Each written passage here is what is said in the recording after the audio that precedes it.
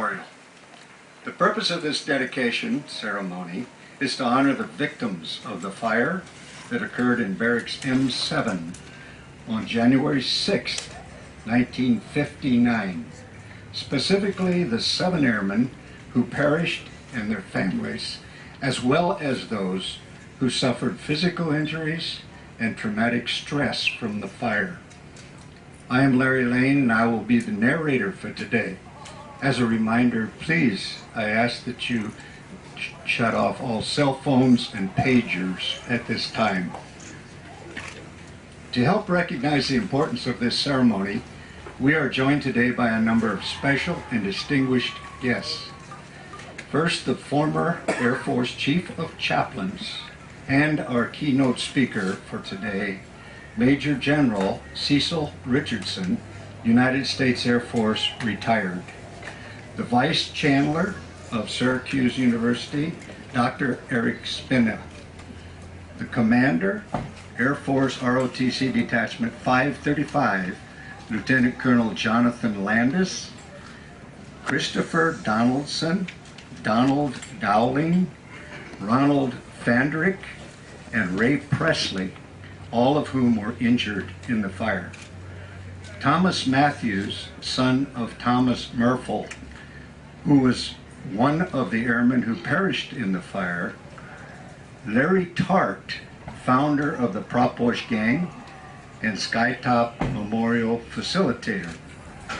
Arlen Trapp, the historian who has documented the Air Force language program at Syracuse and the tragic fire in Building M7, and all of the former airmen who witnessed this fire. Finally, we welcome all of our other guests who have taken time out of their busy day to share in this special occasion.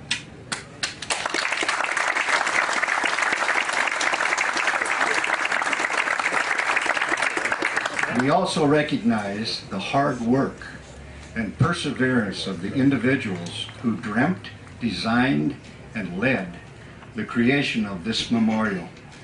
Here today we honor these men and women who supplied countless hours into the development of the new addition to Syracuse University. Ladies and gentlemen, please rise for the arrival of the official party and remain standing for the posting of the colors and the playing of our national anthem.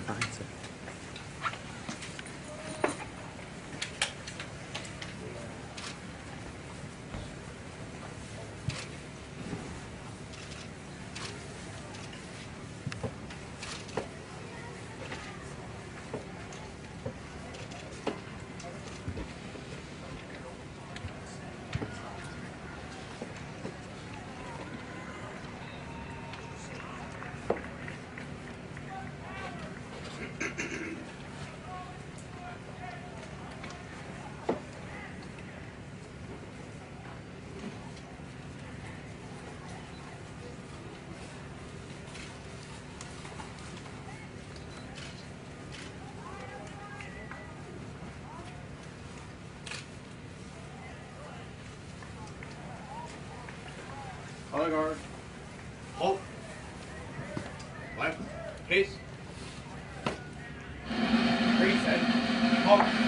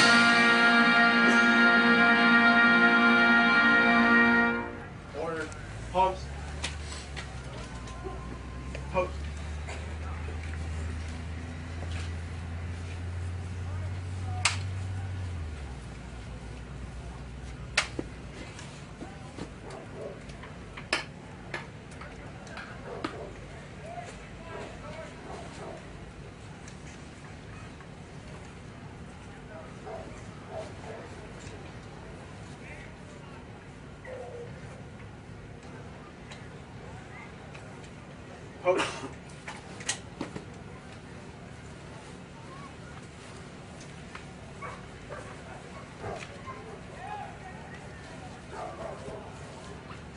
Post. Forward. March.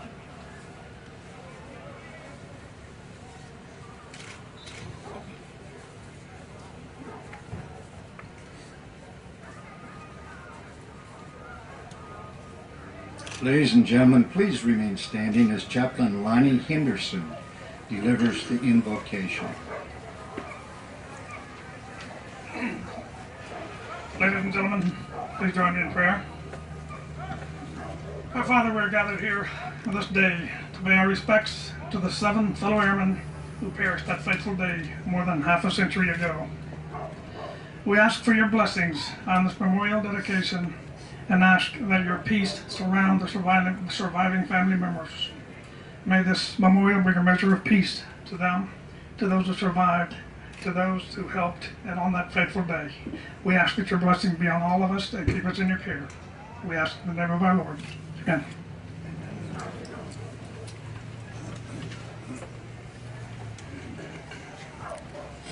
Thank you, Chaplain Henderson. Ladies and gentlemen, please be seated.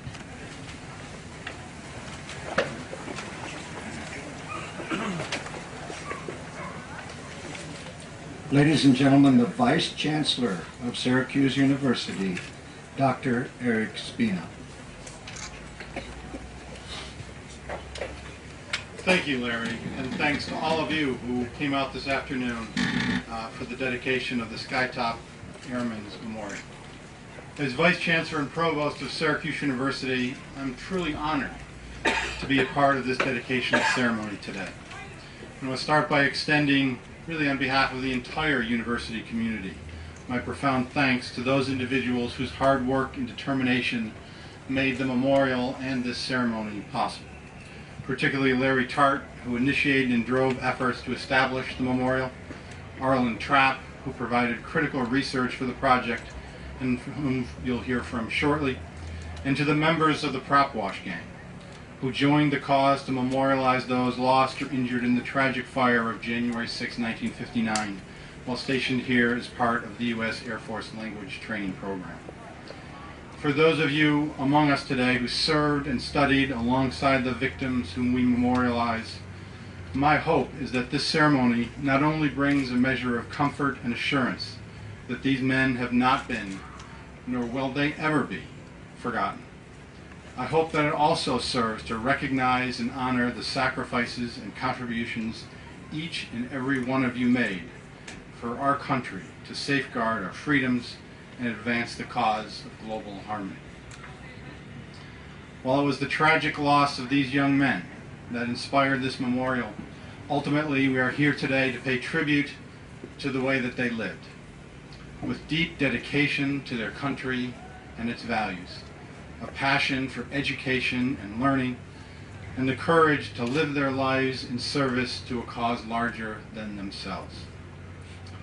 As an institution of higher education, Syracuse University has a long history of engagement with our servicemen and women, from welcoming waves of returning World War II soldiers under the GI Bill to advocating for the needs of current veterans through the Institute for Veterans and Military Families. The U.S. Air Force Language Training Program and those who participate in it have been and always will be very much a part of that ongoing legacy. And this memorial dedicated today will stand as a vivid reminder of their permanent and your permanent place in our institutional history. And while we will forever mourn those whom we lost in the tragic fire, it is my hope, it is my belief that this memorial will become a living tribute as it inspires future generations of students to marshal their intellect, their skills, and their courage, and to dedicate their lives, just as those extraordinary young men did more than 5 decades ago, to making a positive difference in their nation and in the world. Thank you again all for being here and being part of this today.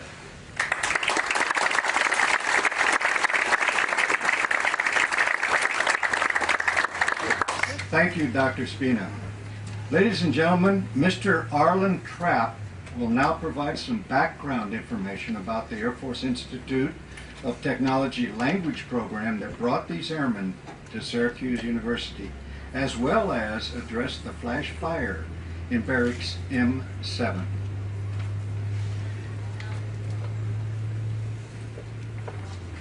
Thank you, Larry. And good afternoon to everyone. It's such a pleasure to be welcomed by such wonderful people and to see all of you here today. We've been in touch with many of you over the period of about 4 years now. I think you're all a great special group. And this ceremony is such a historic event. The dedication of this memorial is a big deal, as our Vice President might say. It is a big deal.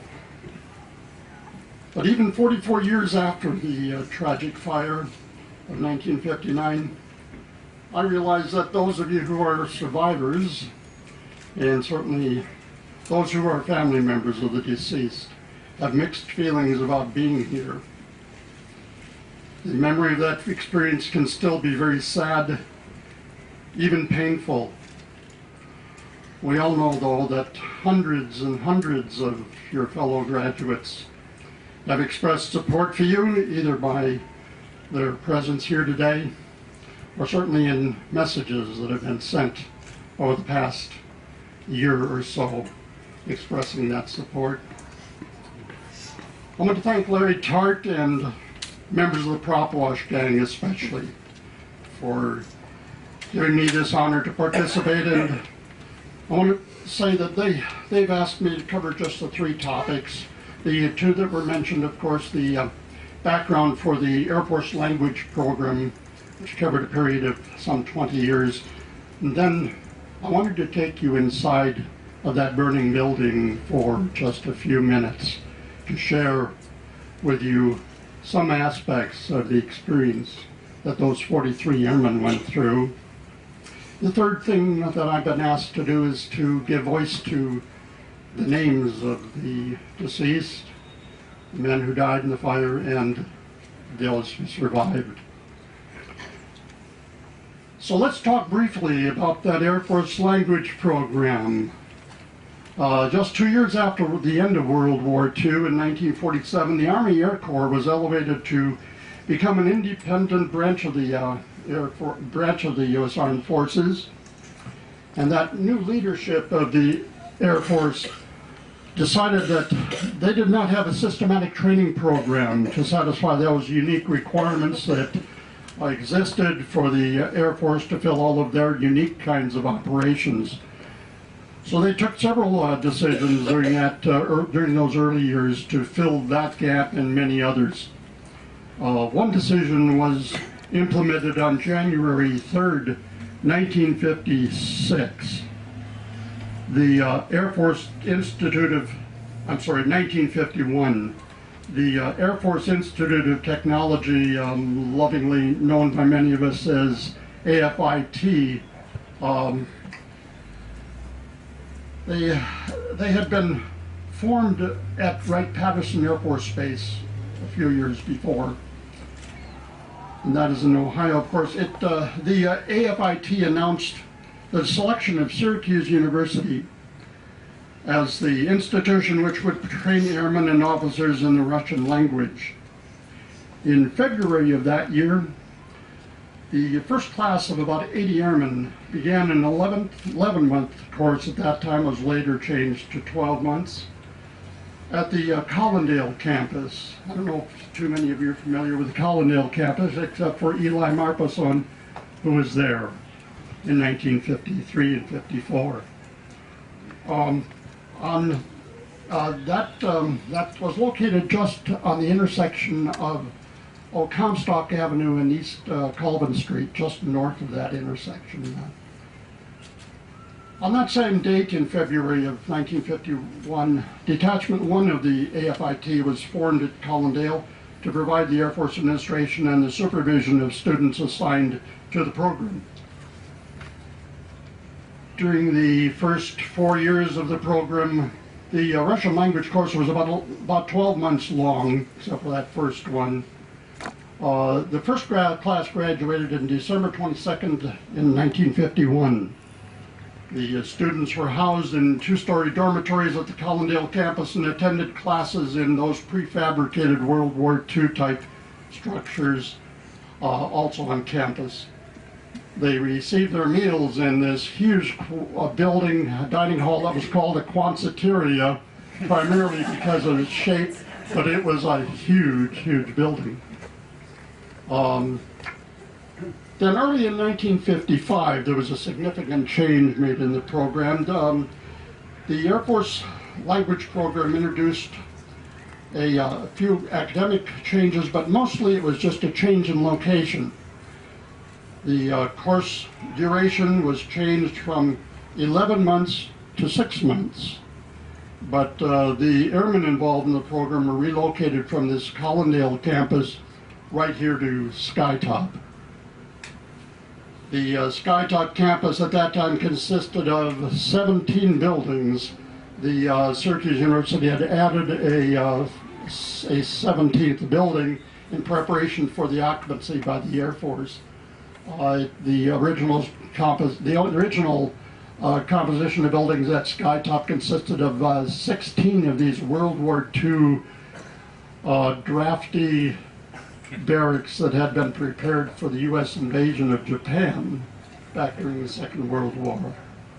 But in any case, the airmen resided in 8 of those buildings as barracks, and the other 8 were used as either classrooms or administration buildings, and one was like a recreation or bookstore kind of building.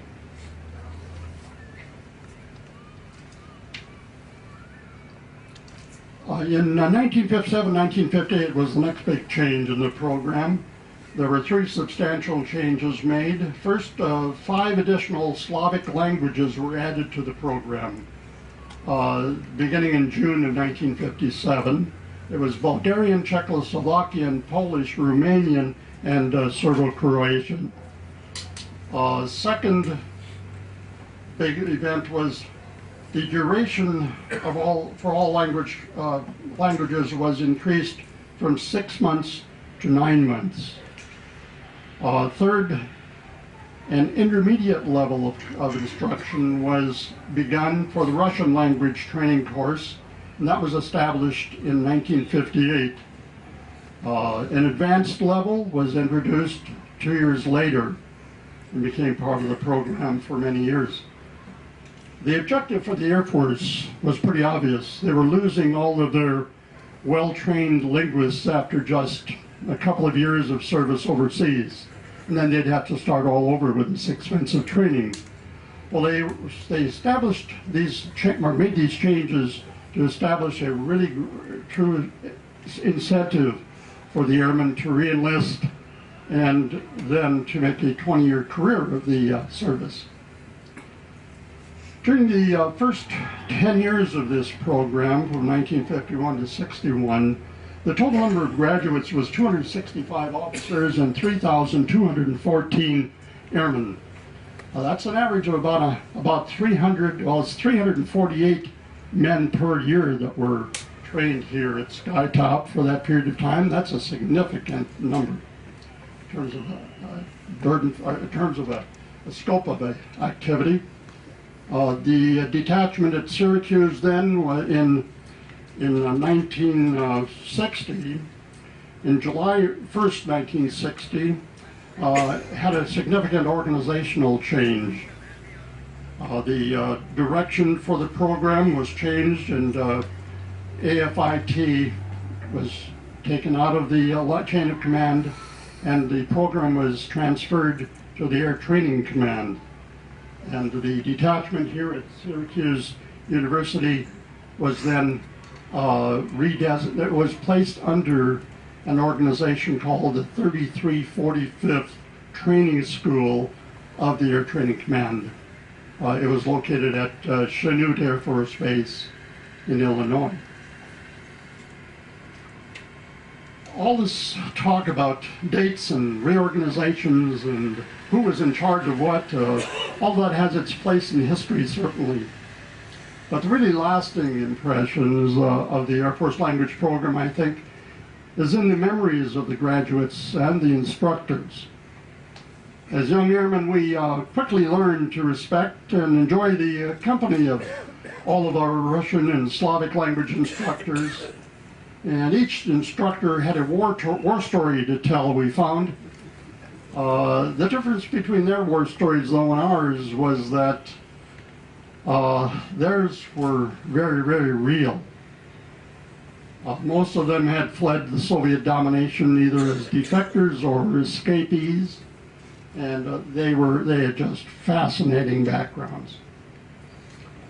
Most importantly, though, I think every one of the instructors loved what they were doing, and they loved each of us, students, as if we were their own sons in many cases.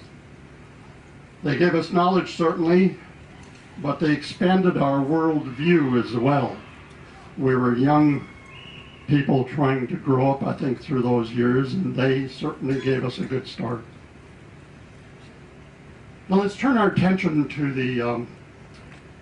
the fire that consumed Building M7 on January 6, 1959.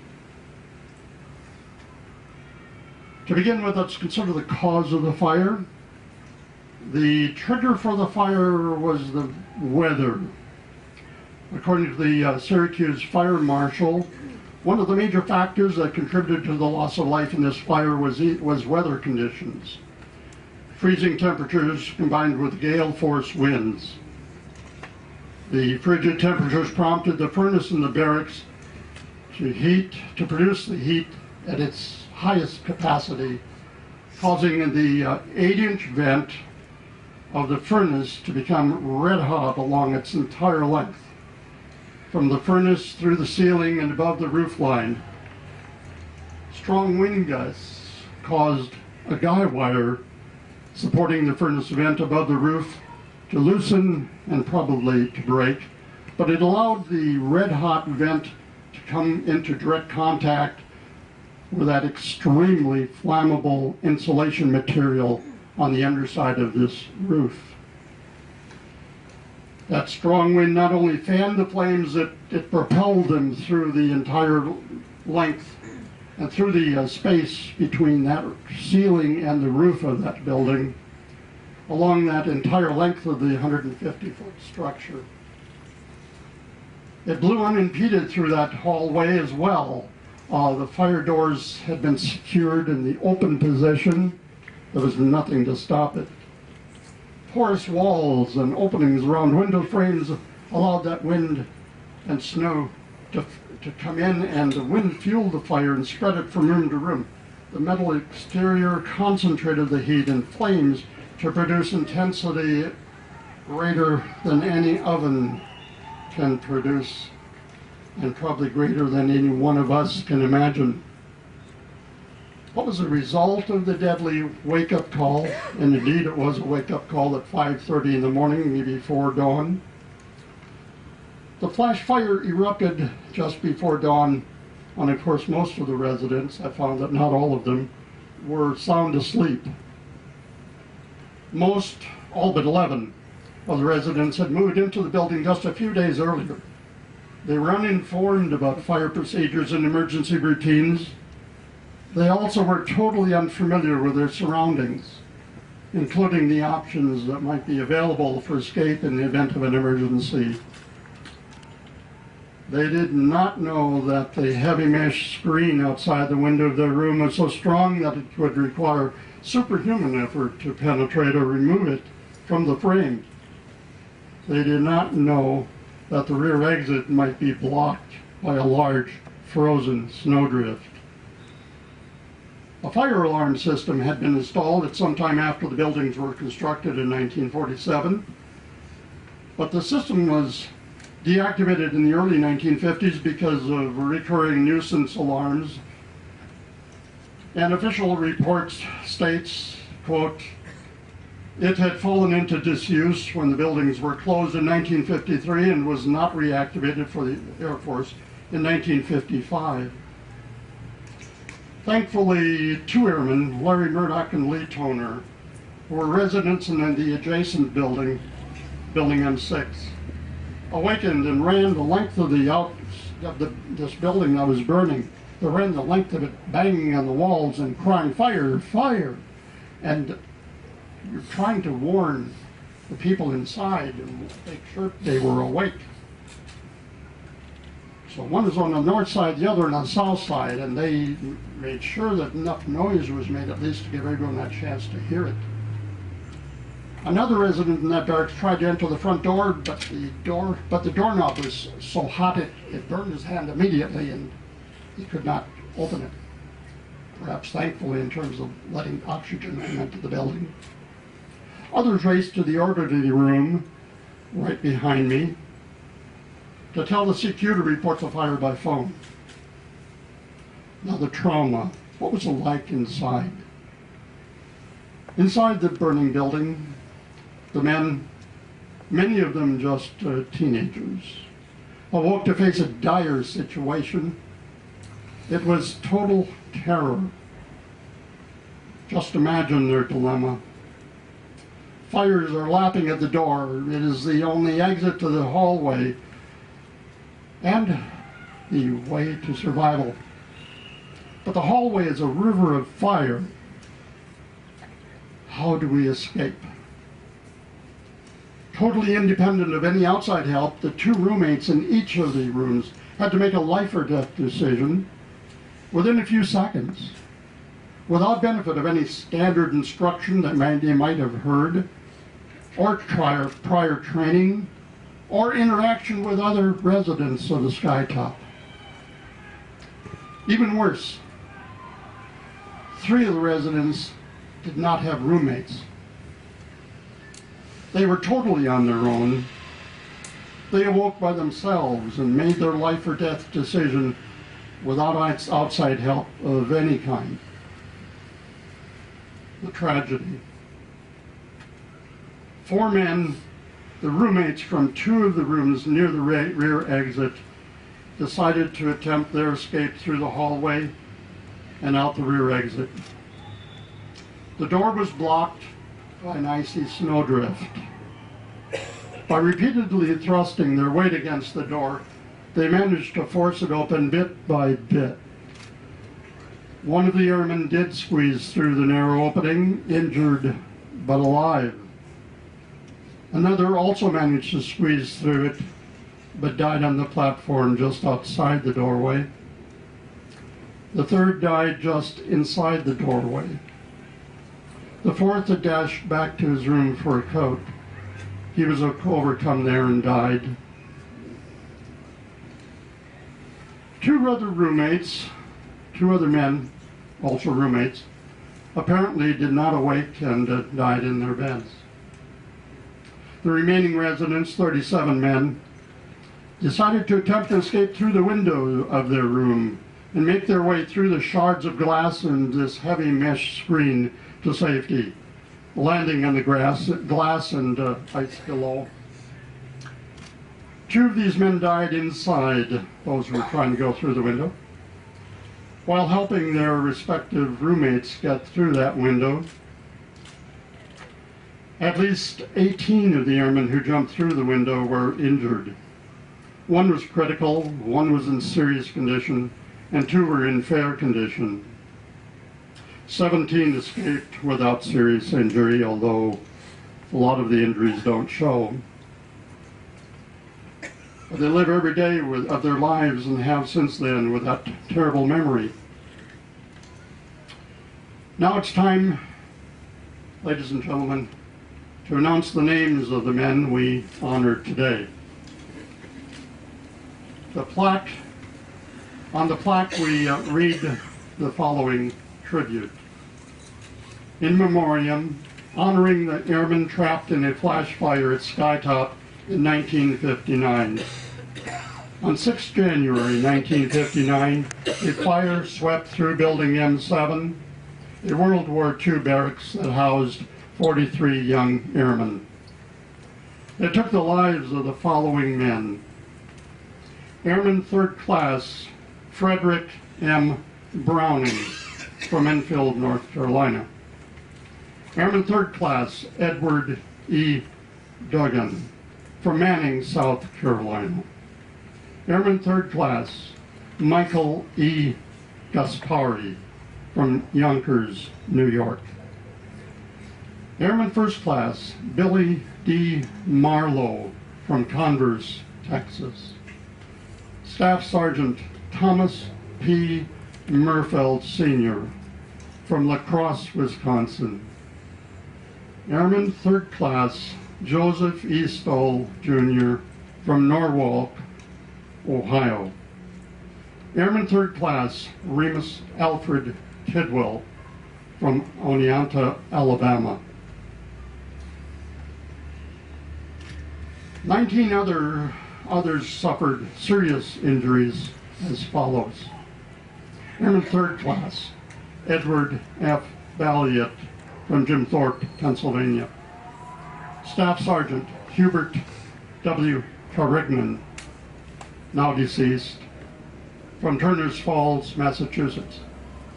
Airman Third Class Alan R. Conley, also deceased, from Port Huron, Michigan. Airman Third Class John C. Donaldson from Reading, Pennsylvania. Airman Third Class Donald T. Dowling from Rochester, New York.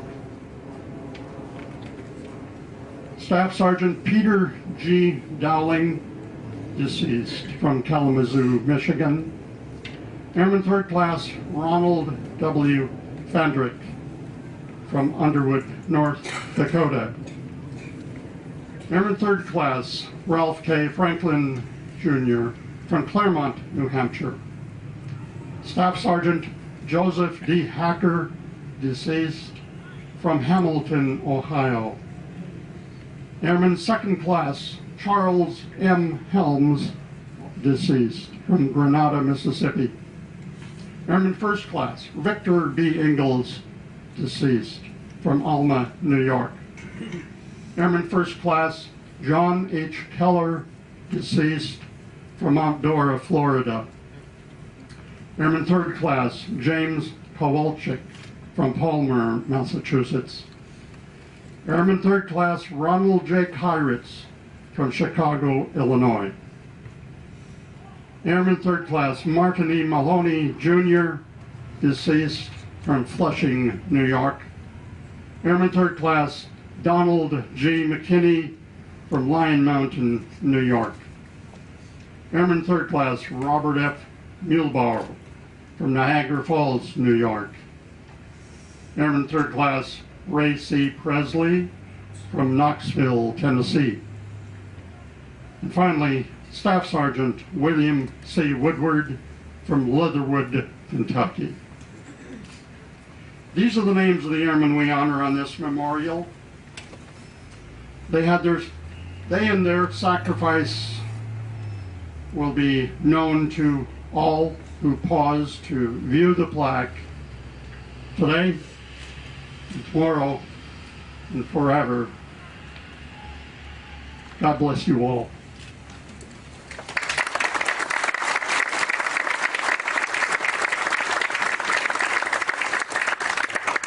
Thank you, Mr. Trapp.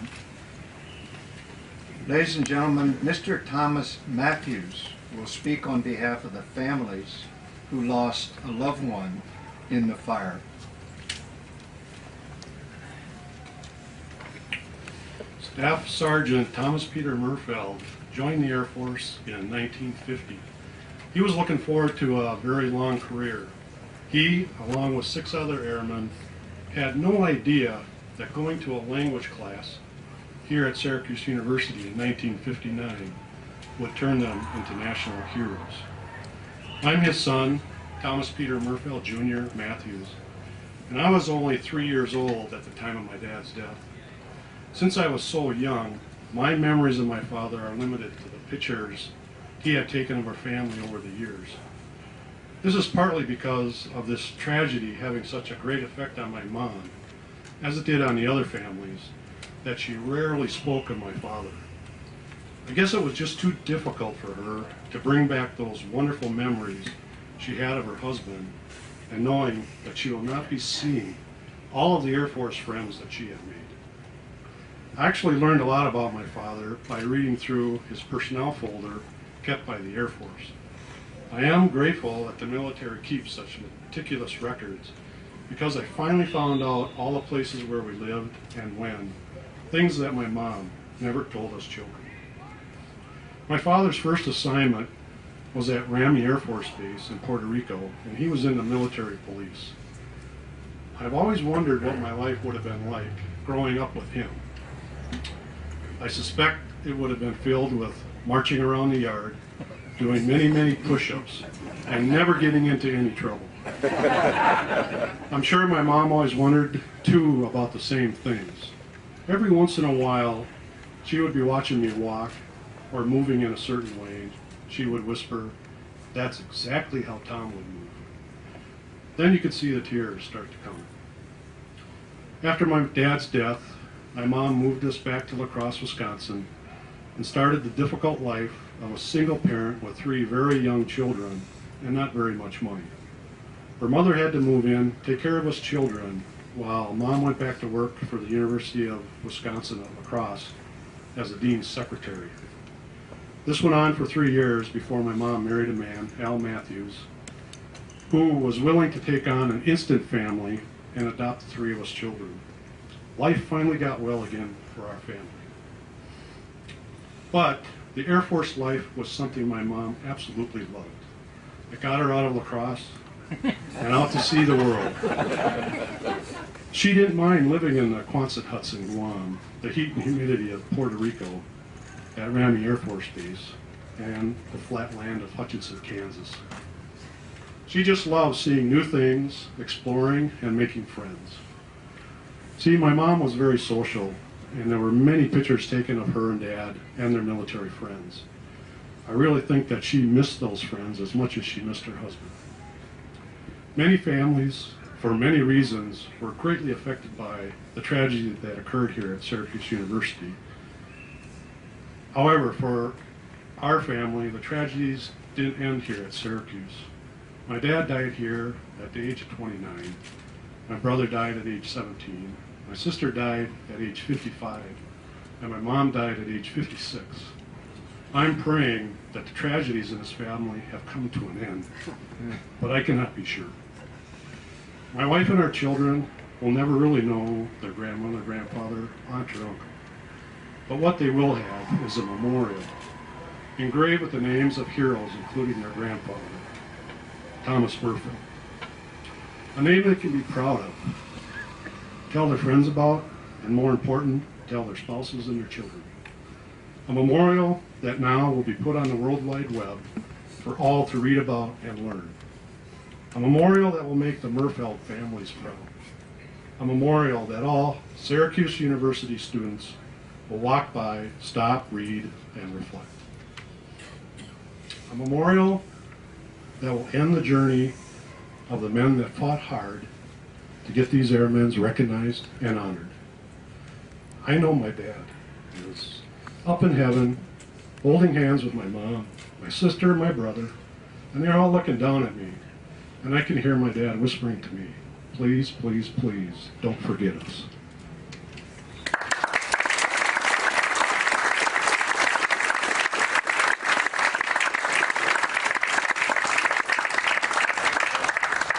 Thank you, Mr. Matthews. Ladies and gentlemen, Mr. Ray Presley will speak on behalf of the survivors of that tragic event.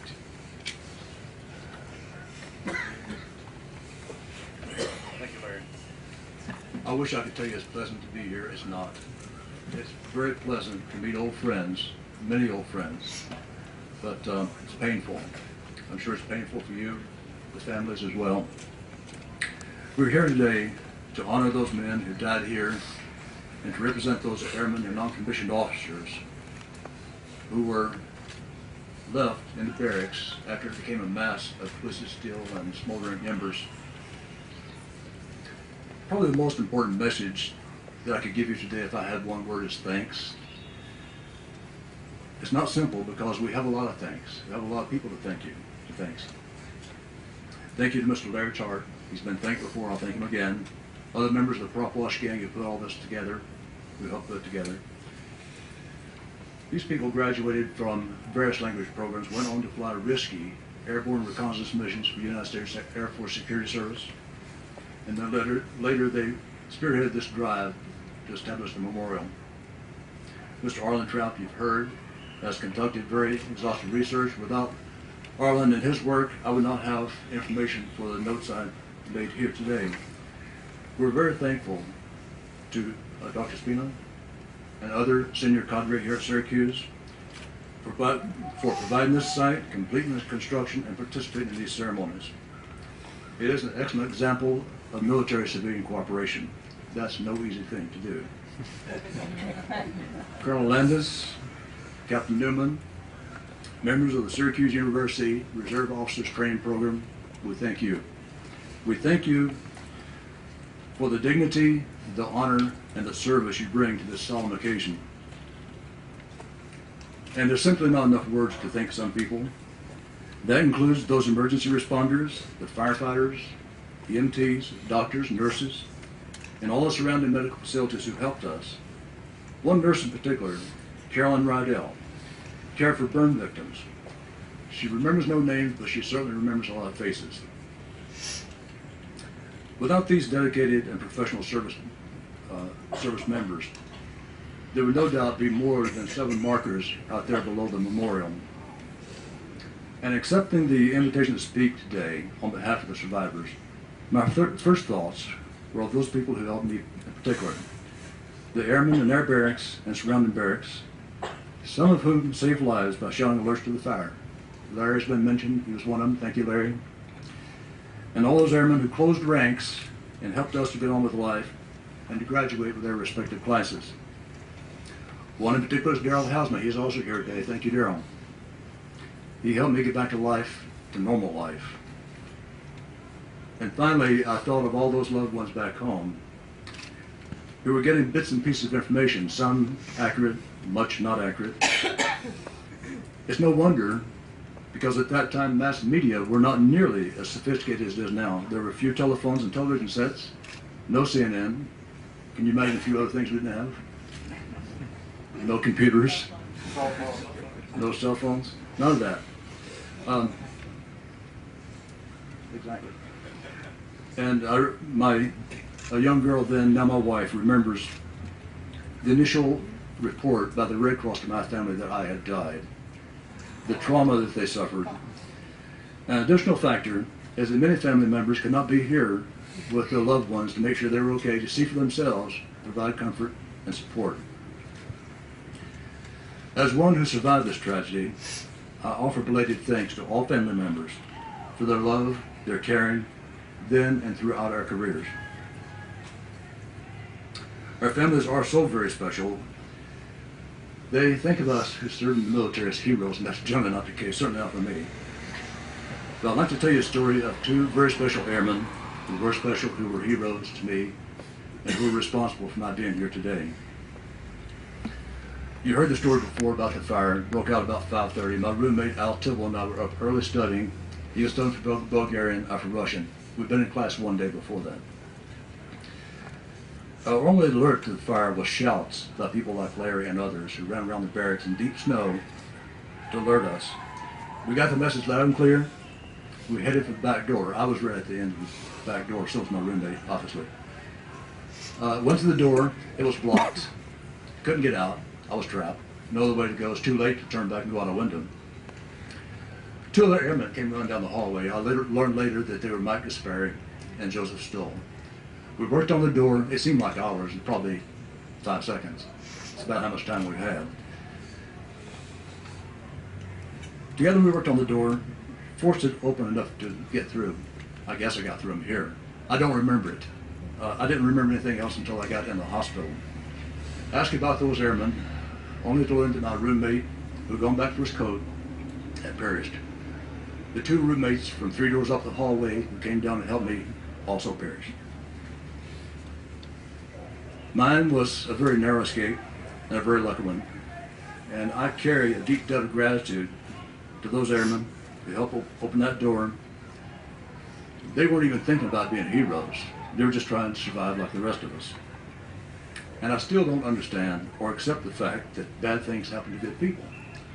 Some are spared, some are taken. That's life, but it's not pleasant. Today, now, we remember our fallen and injured comrades, as well as their families, and all the surviving airmen who should suffer no lingering survivor guilt for having been spared. And I encourage you to let this memorial stand for those fallen and injured servicemen and their families, to allow it to dissipate some of the grief that may linger still, to give you a better understanding and sense of peace. God rest the souls of loved ones departed much too early, and God bless those who remain. Thank you.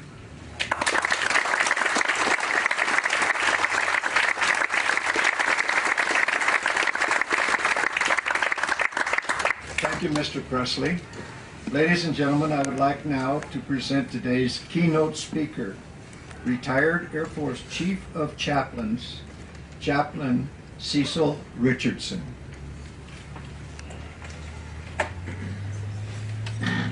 Let me follow Mr. Presley in just saying thank you. Thank you for who you are. Thank you for what you stand for. Thank you for what you do and have done for your country. I retired last summer after 41 and a half years in America's military. I spent 6 years as a Russian interpreter at 203, trained right here, and 35 and a half years as a chaplain. I've walked on all of our nation's battlefields since Vietnam. I've stood in bombed-out buildings with my uniform saturated with blood.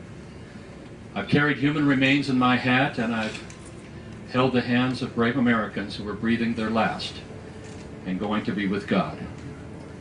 I've sat by the hospital beds of some of the greatest heroes our nation has ever known, and far too many times I've stood at Arlington National Cemetery and rendered a final salute to those who have given their all in service to our country. And yet, after all these years, every time I see an honor guard walk bringing our colors, every time I face our flag and stand at attention or render a salute, something happens deep within me, and I realize once again what an honor it is to be an American. What a privilege it is to have worn a military uniform, and what a blessing it is to live in a country that guarantees our freedoms and honors our service. Most of us were 18 years old when we reported to Skytop. We were Airmen 3rd Class, that is, 1 stripers, fresh out of basic training. We had been taught at basic to officially report. That is, you walk into a room, usually a simulated commander is there, you walk up, you salute, and you say, "Sir, Airman Richardson reports as ordered, sir." And if you didn't get it right, you did it over. If you didn't do it again, didn't do it right again, if you stood the wrong way or you saluted wrong, you did it over, and you did it over, and you did it over until you got it right. Well, I thought you were supposed to do that every time. So I showed up at Skytop, having flown here and taken a taxi here, and there was a little orderly room over here, and I asked, where do you report in at? And so I walked up to the orderly room. I stepped in like this, popped to attention, I saluted, and I said, "Sir, Airman Richardson reports as ordered, sir." And there was a little clerk there. And he was taken totally off guard. He looked at me, kind of twisted his head, and he said, "We don't do that kind of stuff." Well, what did we do at Skytop? We studied. And we studied, and we studied, and we studied, and we studied. We had been told, I don't know if it's true or not, but we had been told that we were in the top 1% of America's enlisted forces. That was pretty motivating. But we'd also been told that if we dropped out of the program, or if we failed in our training, we would become a cook, a projection specialist, or a sewer inspector. Now, I don't know if that was true either, but that was pretty motivating too. Very, very motivating. What did we do here?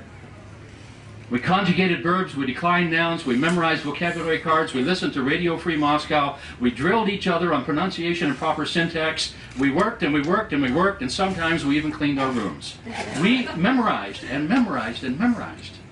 When we showed up, I was pointing out places to my wife. You know, I lived over in a dorm over there, and of course this building around here was our dining hall. And I told her that one time I was having a test the next day, and I tended to study at the very last minute, like most people. And so I was studying hard. I went over to have chow, and I sat down, and I'm going through my vocabulary cards and going through them, and I'm memorizing. I got up, walked back over to the dorm, stood at the door, and realized I couldn't open the door. Why? I was still holding my lunch tray with my dirty dishes and my glasses. I'd forgotten all about it. The NCOs and the airmen at Skytop got to know one another as only members of a military unit can. We encouraged one another, we challenged one another, we were there for one another, and we bonded as friends, as comrades, as partners, as Lojicks. And we became 203s. I didn't know the men we honor today. I came several years after them. But friends, I know a lot about them. I know what they stood for. I know what they valued. I know why they served our country. Every one of them came to a point in his life when he raised his right hand and he took a solemn oath. America is a lot different than most other nations. In America, we don't swear an oath to a king or to a prime minister or to a supreme ruler or even to the president. That's not what the oath is about. We take an oath to support and defend the Constitution of the United States. The men who lived and worked and studied at Skytop believed in America. They believed in democracy. They did not shrink from serving the nation of their birth. They came from cities and towns and farms, and I came from the farms. Places as diverse as Yonkers, New York, or La Crosse, Wisconsin, or Converse, Texas. They ate where some of us ate. They sat in the same classrooms as some of us sat. They wore those awesome, funny-looking 1505s that many of us wore. They lived as we lived. And they died, as so many do, far too young in service of their country. We thank God today for every young man and every young woman who has stepped forward through the years and taken an oath to support and defend the Constitution of the United States.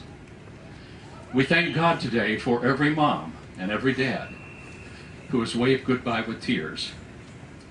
We thank God today for every soldier and every sailor and every airman and every Marine who has carried a heavy weapon, or turned a wrench, or raised a tent, or learned a language, or pounded the pavement for the sake of liberty. And especially today, we thank God for the sacrifice of those who were injured or lost their lives at Skytop so many years ago. And we humbly and proudly dedicate this memorial to them today. May all who see this beautiful memorial be reminded of their service. May their names, though now etched on granite stones, be ever familiar to us and live on in our hearts and in our legends. May those young people back there, may all those who follow after us, those men and women of today's military, may they be ever thankful for the uniform they wear and the nation they serve. Amen.